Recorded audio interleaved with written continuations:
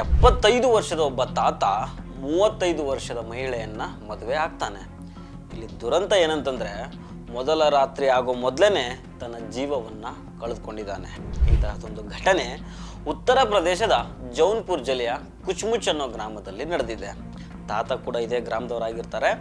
ಹೆಸರು ಸಂಗ್ರೂ ರಾಮ್. ವಯಸ್ಸು 75 ಆಗಿರುತ್ತೆ.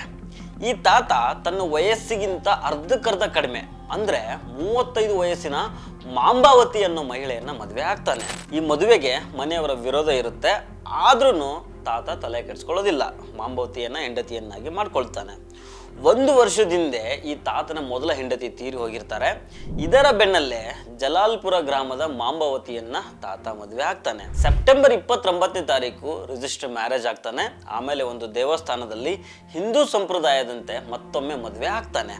ಈ ಮದುವೆ ಬಗ್ಗೆ ಮಾರನೇ ದಿನ ಆ ಮಹಿಳೆಯನ್ನ ಕೇಳಿದಾಗ ಅವರು ಮನೆ ಮತ್ತು ಮಕ್ಕಳ ಜವಾಬ್ದಾರಿಯನ್ನ ತೆಗೆದುಕೊಳ್ತೇನೆ ಅಂತ ರಾತ್ರಿ ಹೇಳಿದ್ರು. ಆದ್ರೆ ಬೆಳಗ್ಗೆ ಎದ್ದಾಗ ತಾತನ ಆರೋಗ್ಯದಲ್ಲಿ ಏರುಪೇರು ಉಂಟಾಗಿತ್ತು ಅಂತ ತಾತನ ಹೊಸ ಹೆಂಡತಿ ಮಾಂಬಾವತಿ ಹೇಳ್ತಾರೆ.